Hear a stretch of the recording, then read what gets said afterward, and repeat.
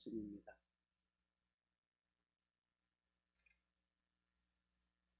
구약성경 사무엘상 14장 8절에서 15절 말씀 한 목소리로 같이 읽겠습니다.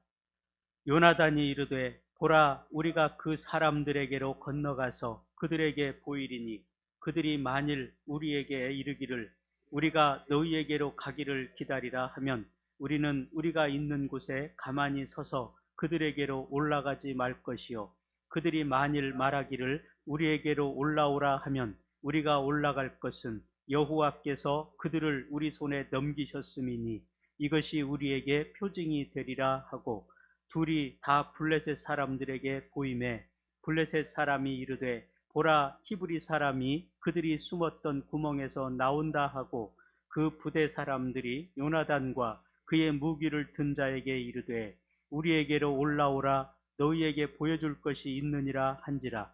요나단이 자기의 무기를 든 자에게 이르되 나를 따라 올라오라, 여호와께서 그들을 이스라엘의 손에 넘기셨느니라 하고, 요나단이 손발로 기어 올라갔고 그 무기를 든 자도 따랐더라. 블레셋 사람들이 요나단 앞에서 엎드려지매 무기를 든 자가 따라가며 죽였으니 요나단과 그 무기를 든 자가 반나절 갈 길 땅 안에서 처음으로 쳐 죽인 자가 20명 가량이라. 들에 있는 진영과 모든 백성이 공포에 떨었고 부대와 노략군들도 떨었으며 땅도 진동하였으니 이는 큰 떨림이 있었더라. 아멘. 오늘 말씀 속에서는요, 이스라엘 백성들이 두려움과 공포 속에 떨고 있을 때 요나단과 그를 따르는 자가 블레셋 진영에 들어가서 일어난 일을 가르쳐주고 있습니다. 요나단이 하나님을 의지한 그 믿음으로 주의 일을 감당할 때 하나님께서 또 함께 일하시는 것을 우리가 볼 수가 있습니다. 지금 이스라엘 백성들이 절망하고 두려워하고 있을 그때에 요나단은 하나님을 믿는 믿음으로 담대하게 여호와의 구원이 사람이 많고 적음에 있지 아니하고 하나님의 능력에 있음을 선포하고 있는 것을 보게 됩니다. 우리가 블레셋 군사력을 보고 두려워할 때 요나단은 하나님의 능력을 믿고 의지했습니다. 그리고 자기를 따르는 자 한 사람과 블레셋 진영에 들어가게 되죠.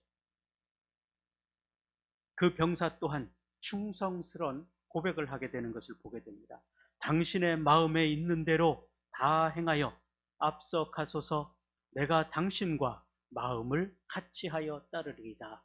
요나단의 마음과 그를 따르는 군사의 마음이 하나가 되어서 하나님을 믿는 믿음으로 담대히 블레셋 진영에 쳐들어가게 되는 것을 봅니다. 이 요나단과 무기 든 자가 이 믿음과 충성으로 하나가 되어서 주의 일을 감당할 때 하나님의 놀라운 일들을 일으키는 것을 보게 됩니다. 당시의 전쟁은 다윗과 골리앗의 싸움에서처럼 얼굴과 얼굴을 대면하여 보고 싸우는 것입니다. 직접 칼과 창으로 싸우는 것이기 때문에 가까이에서 이게 대화하고 싸우는 것을 보게 되죠. 우리나라도 평양성이라든지 전쟁 영화를 보면 가까이 있어서 얼굴을 보고 서로 말하면서 싸우는 거예요. 지금 그 상황입니다. 블레셋 진영에 들어간 이 요나단은 병사에게 제안을 합니다. 자, 우리가 블레셋 사람들에게 건너가서 우리의 모습을 그들에게 보이자. 그때 만일 우리를 본 블레셋 사람들이 우리에게 말하기를 우리가 갈 때까지 꼼짝 말고 거기서 기다리라고 하면 우리는 우리가 있는 자리에 가만히 서서 그들에게 올라가지 말고 반대로 그들이 말하기를 우리에게로 올라오라 외치면 우리가 올라가서 공격하자. 그들의 대답을 주님께서 그들을 우리에게 넘겨주셨다는 표징으로 삼자, 그런 이야기입니다. 그래서 적진에 들어가서 적들이 반응하는 것을 보고 하나님의 뜻으로 알겠다는 것입니다. 블레셋 군사들의 그 반응이 어떤가에 따라서 하나님께서 쳐들어가서 공격할지 말지를 결정해 줄 것이라는 거죠. 그 믿음으로 지금 이 요나단이 함께한 군사에게 그것을 제안하는 것입니다. 요나단은 공격을 앞두고 그렇게 신중하게 이 전투가, 이 싸움이 하나님의 뜻에 있는지, 하나님이 어떤 것을 원하고 계시는지를 묻겠다는 것입니다. 그래서 이 전쟁의 승패가 하나님께 달려 있음을 분명히 믿고 나아가는 것임을 보여주는 것입니다. 그래서 하나님께서는요, 모든 인간의 마음과 입술을 주장하십니다. 심지어 하나님은 하나님을 알지 못하는 자들의 입술까지도, 그들의 삶을 통해서도 하나님의 뜻을 펴신다는 사실입니다. 그래서 블레셋 사람들의 행동을 통해서 하나님의 뜻을 묻기로 했다는 거죠. 비록 다른 말을 할지라도, 그 마음이 다른 생각을 하고 있을지라도 하나님께서는 그것을 통해서 하나님의 뜻을 이루어 주신다는 사실을 우리가 믿게 되는 것입니다. 하나님께서는 여러 가지 방법을 통해서, 우리가 살아가고 있는 이 세상의 모든 것들을 통해서, 하나님의 말씀을 통해서, 또는 세상의 여러 가지 일들을 통해서, 전염병을 통해서, 지진을 통해서 하나님의 말씀을 하고 계신다는 사실을 우리가 영으로 깨어서 들어야 되는 것이죠. 그래서 하나님의 뜻을 따르는 자들이 따라야 될 길을 제시해 주고 있는 것이죠. 우리에게도 마찬가지입니다. 일어나고 있는 모든 일들이 다 하나님의 메시지라는 사실이죠.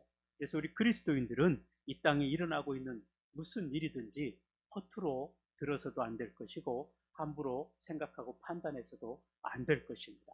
영적으로 깨어 있을 때 우리가 하나님의 메시지가 무엇인지를 분명히 알 수 있을 것이라는 것입니다. 지금 이스라엘 백성들이 그 두려운 상황 속에서 요나단은 강한 믿음을 가지고 하나님을 온전히 믿는 믿음으로 적진에 들어가서 주의 일을 감당하는 것을 보게 되죠. 우리가 마지막 15절의 결론에 보면은 적들이 두려움에 휩싸였습니다. 하나님께서는 또 지진을 일으키셔서 하나님께서도 일을 하셨음을 보게 됩니다. 이것이 하나님께서 하나님의 백성들을 통해서 일하시는 모습입니다. 지금 요나단과 병사는 블레셋 사람들에게 이 자신의 모습을 보였어요. 은밀하게 들어갔지만 하나님께 맡기고 자신의 모습을 보였을 때에 적군이 어떻게 반응하는지에 따라서 행동을 결정하기로 한 것입니다. 그들을 본 블레셋 사람들이 그렇게 말합니다. 12절에 보면요, 그 부대 사람들이 요나단과 그의 무기를 든 자에게 이르되 우리에게로 올라오라, 너희에게 보여줄 것이 있느니라 한지라. 마치 지금 골리앗이 다윗에게 이제 말한 것과 같이 지금 이스라엘 사람 요나단을 얕보고 있는 거죠. 그리고 그 부대 사람들이 오만하게 외치는 것입니다. 우리에게로 올라오라, 너희에게 보여줄 것이 있느니라. 보라, 히브리 사람이 마치 생쥐처럼 숨었던 구멍에서 나온다. 그들이 조롱합니다. 골리앗이 다윗을 조롱하듯이 지금 블레셋 군사들이 요나단에게 그렇게 조롱하고 말하고 있는 것을 보게 됩니다. 이 블레셋 사람들의 반응은 하나님의 뜻을 분명하게 보여주는 것입니다. 하나님의 사인으로 알고 있는 이 요나단은 망설이지 않고 즉시 올라가서 그들을 치게 되죠. 그리고 이 함께했던 병사에게 말합니다. 나를 따라 올라오라. 여호와께서 그들을 이스라엘의 손에 넘기셨느니라. 하나님이 보여주신 사인으로 알고 적진에 들어가게 되는 것을 보게 되죠. 두 사람은 지금 블레셋 진영에 뛰어들어가서 용감하게 싸우기 시작합니다. 말도 안 되는 싸움이죠. 하나님을 믿는 믿음의 사람들의 싸움은 거의 이런 식이었습니다. 다윗과 골리앗 싸움도 역시 마찬가지였습니다. 상대가 안 되는 싸움이었습니다. 그러나 그 뒤에 하나님을 믿는 믿음이 있었다는 것을 우리는 잊어서는 안 될 것입니다. 우리도 마찬가지입니다. 우리가 세상과의 싸움에서 이길 수가 없어요. 마치 골리앗과 다윗이라고 이야기하죠. 다윗과 골리앗이라고 그렇게 이야기를 합니다. 우리는 세상을 대하여 싸워 이길 수가 없습니다. 그러나 우리가 믿는 것은 하나님이 함께 하시면 능히 이길 수 있다는 것이죠. 오늘 요나단의 믿음이 그것입니다. 블레셋이 그렇게 강력한 힘을 가지고 마병이 있고 헤아릴 수 없는 군사가 있음에도 불구하고 지금 단 2명이 적진에 들어가서 싸웁니다. 그들이 무엇을 가지고 그렇게 나갈 수 있었을까? 하나님을 믿는 믿음이었습니다. 다른 것 아무것도 없어요. 그때 하나님께서 그들과 함께 하시고 하나님께서 일하시는 것을 우리가 보게 되는 것입니다. 우리가 세상을 대하는 모습입니다. 세상 앞에 우리가 나아갈 때에 무엇을 가지고 나아갈 것인가 하는 것입니다. 많은 부분 우리들은 내가 가지고 있는 실력을 가지고 세상과 싸우려고 하는 것이죠. 그러나 그것은 실패할 수밖에 없습니다. 우리가 아무리 많은 것을 가졌다 할지라도 사단의 괴계 앞에 이길 수가 없기 때문에 그렇습니다. 우리보다 뛰어나기 때문에 그렇습니다. 그러나 우리는 그 사단 앞에 나아갈 수 있는 유일한 길은 사단의 머리를 부순 예수 그리스도의 능력과 권세라는 사실이죠. 오늘 요나단이 그 하나님을 의지하고 적진에 들어가 싸우는 것을 보게 되죠. 이 두 사람이 블레셋 진영에 뛰어들어가서 용감하게 싸우기 시작합니다. 요나단과 그의 병사는 블레셋 진영 가운데에서 많은 적들을 싸워 이겼습니다. 반나절 동안 갈 수 있는 크기의 땅이라 그랬습니다. 한 600평 그 정도 된다고 그래요. 그 위에서 20명가량을 죽였습니다. 그 적진에 들어가서. 요나단과 그 병사가 최선을 다해서 싸울 때 하나님께서 일하시기 시작하는 거예요. 15절의 말씀입니다. 들에 있는 진영과 모든 백성들이 공포에 떨었고 부대와 노략군들도 떨었으며 땅도 진동하였으니 이는 큰 떨림이 있었더라. 지금 그 수많은 블레셋 군사들이 모여있는 진영에 들어간 거예요. 그들이 바라볼 때는 이 생쥐 2마리가 들어온 것처럼 그렇게 생각하고 그들을 모함했습니다. 올라오라고 말합니다. 그러나 그들은 하나님을 의지하는 믿음으로 들어갔고 하나님과 함께함으로 싸웠습니다. 그때 공포에 떨었다 그랬습니다. 이 두 사람을 보고 그들이 공포에 떨었겠습니까? 하나님께서 역사하신 것이죠. 그때 보면 진영과 들에 있는 진영과 모든 백성들이 공포에 떨었고 부대와 노략군들도 떨었으며 땅도 진동하였으니 이는 큰 떨림이었더라. 하나님께서 그들의 마음속에 두려움을 준 것입니다. 하나님께서 그들을 제압하시는 거죠. 당시의 전투는 뭐 오늘날과 같은 이런 무기 가지고 싸우는 게 아니에요. 얼굴과 얼굴을 대면하고 칼, 창 이런 걸 가지고 싸우기 때문에 직접 각계 전투를 하는 겁니다. 그렇기 때문에 군사들의 사기가 굉장히 중요합니다. 다윗과 골리앗의 싸움에서도 역시 마찬가지였어요. 이스라엘 백성들과 그 블레셋 진영이 진을 치고 서로 맞대고 있는데 골리앗이 앞에 서서 대표로 나와서 싸울 사람을 찾았습니다. 아무도 그를 상대할 수가 없었습니다. 키가 워낙 컸다 그랬어요. 그때 다윗이 용감하게 나가서 싸웁니다. 그리고 다윗이 골리앗을 무너뜨리자 이스라엘의 사기가 올라갔습니다. 블레셋은 사기가 완전히 떨어져서 패하게 됩니다. 이것이 당시의 전투였습니다. 지금 여기 오늘 말씀도 마찬가지예요. 요나단이 그렇게 들어가서 그들과 싸울 때에 하나님이 역사하심으로 공포가 그들 가운데 주어졌고 두려움이 그들 속에 있어서 그들은 더 이상 싸울 힘이 없게 된 거죠. 거기에다 하나님께서 지진까지 일으키셔서 더욱 두려움을, 공포를 가증하게 만들었다는 거예요. 이 급작스러운 기습 속에서 하나님께서 함께 일하심으로 이 놀라운 일들이 이루어졌다는 것입니다. 오늘 이 말씀을 통해서 우리는 이 요나단에게서 두 가지를 배울 수가 있습니다. 하나는 모든 일을 하나님께 의지하고 결정하는 것입니다. 이게 아버지 사울에게 없었던 것입니다.